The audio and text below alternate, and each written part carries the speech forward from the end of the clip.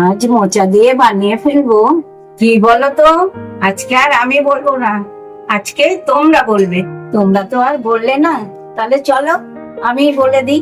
চিংড়ি দিয়ে মোচার রেসিপি একবার এইভাবে বানিয়ে দেখো, দারুণ হয়।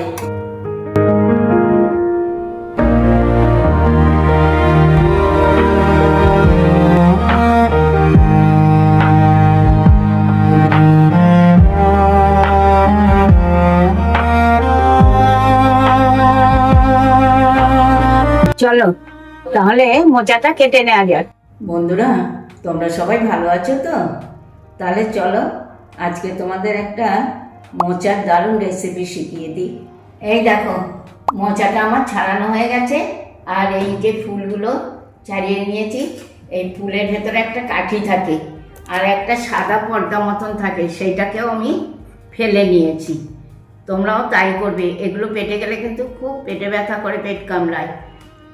এবার এটাকে আমি কুচি কুচি করে কেটে নেব। তোমরা এবার দেখে নাও আমি মোচাটাকে কিভাবে কাটছি। প্রথমে এই যে ফুলগুলো ছাড়িয়ে নিয়েছিলাম, এই ফুলগুলোকে আমি এইরকম কুচি করে এরকম করে করে কাটবো।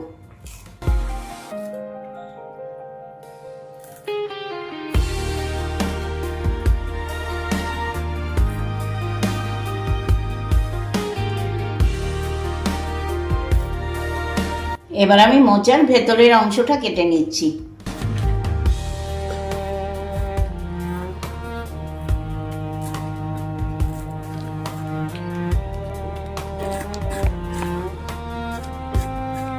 এই দেখো, মোচাটা আমার সম্পূর্ণ কাটা হয়ে গিয়েছে। আর আগে থেকে আমার একটা মোচা কাটা ছিল, দুদিন হয়ে গেল, করবো করবো আর করা হয় না। তাই ভাবছি আজকে এই মোচাটা একসাথে মিশিয়ে নেব, একসাথে করে নেব। এবার এটার মধ্যে আমি এটা নিয়ে নিচ্ছি।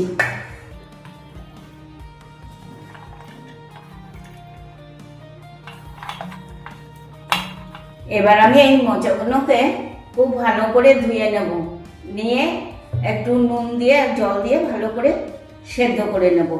আর এই ডেচকিটার মধ্যেই করে নেব, আর প্রেসারে দেবো না। তোমরা চাইলে প্রেসারে দিয়েও সেদ্ধ করে নিতে পারো। এই দেখো, মোচাটাকে আমি খুব ভালো করে ধুয়ে নিয়েছি, ধুয়ে জলও নিয়ে নিয়েছি। এবার আমি গ্যাসের ওভেনটা অন করে নেব, বসিয়ে দেবো মোচা সেদ্ধ হতে। দিয়ে দেবো এর ভেতর 1 চামচ নুন। 15 থেকে 20 মিনিট মতন এটাকে আমি সেদ্ধ করে নেব। মোচাটা যতক্ষণ সেদ্ধ হচ্ছে সেই ফাঁকে আমি কাজটা একটু এগিয়ে রাখি। এইখানে নিয়ে নিয়েছি 300 গ্রাম চিংড়ি মাছ, দিয়ে নিচ্ছি অল্প করে একটু হলুদ গুঁড়ো, দিচ্ছি একটুখানি নুন।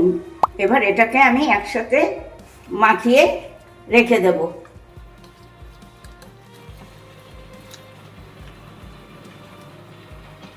ঠিক 20 মিনিট পর ফিরে এলাম, দেখি মোচাটা সেদ্ধ হয়েছে নাকি।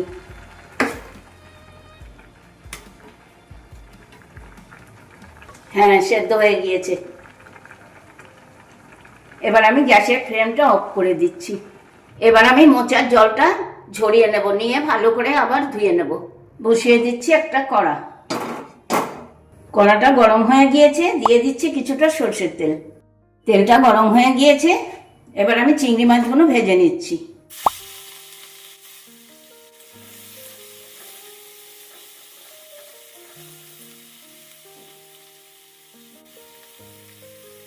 চিংড়ি মাছগুলো ভাজা হয়ে গিয়েছে, এবার একটা পাত্রে আমি এটা তুলে নিচ্ছি।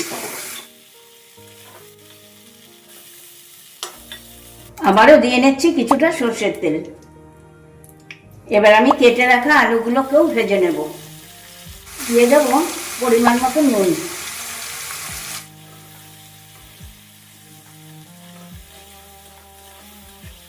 আলুটা কিছুটা ভাজা হয়ে গিয়েছে, এই সময় আমি দিয়ে নেব কিছুটা নারকেল কোড়া, আর দেবো 2টো তেজপাতা। এবার এটাকে আমি আবারও একটুখানি ভাজা করে নেব। এবার দিয়ে নেব সামান্য একটু জল, দিয়ে দেবো 1 চামচ হলুদ গুঁড়ো, 1 চামচ জিরে গুঁড়ো, দেবো 1 চামচ কাঁচা লঙ্কা বাটা, 1 চামচ লাল লঙ্কার গুঁড়ো, 1 চামচ আদা বাটা। এবার সব মশলাগুলো দিয়ে আমি কষিয়ে নেব।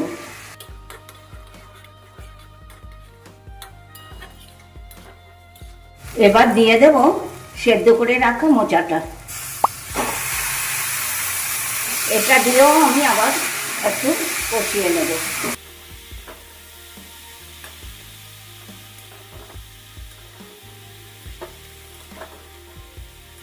মোচাটাও কষানো হয়ে গিয়েছে। এবার আমি 2 কাপ মতন জল দিয়ে দেব।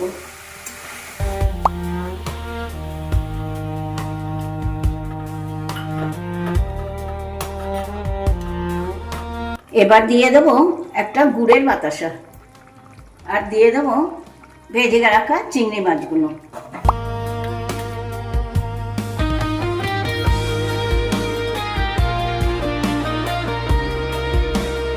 এবার দিয়ে দেবো 1 চামচ মতো ঘি, দেবো 1 চামচ গরম মশলা গুঁড়ো। এবার এটাকে আমি মিশিয়ে নেবো একসাথে।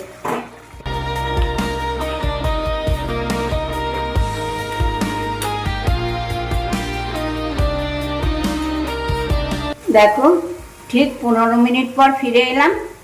জলটাও একদম টেনে গেছে, তার মানে মোচাটাও তৈরি হয়ে গেছে। এই সময় আমি একটা পাত্রে ঢেলে নেব।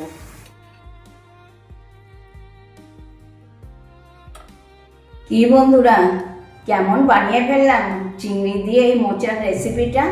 তোমাদের ভালো লেগেছে তো? যদি ভালো লেগে থাকে তাহলে ফেসবুক, ইউটিউবে একটা লাইক, একটু কমেন্ট করে আমাকে জানিও। সঙ্গে শেয়ার করবে তো? ভুলে যাওনি নিশ্চয়ই। মুখার্জি কিচেন। তাহলে আজকে আসি, টাটা, বাই বাই। তোমরা সবাই ভালো থেকো, সুস্থ থেকো। নেক্সট দিন আবার চলে আসবো নতুন নতুন রেসিপি নিয়ে।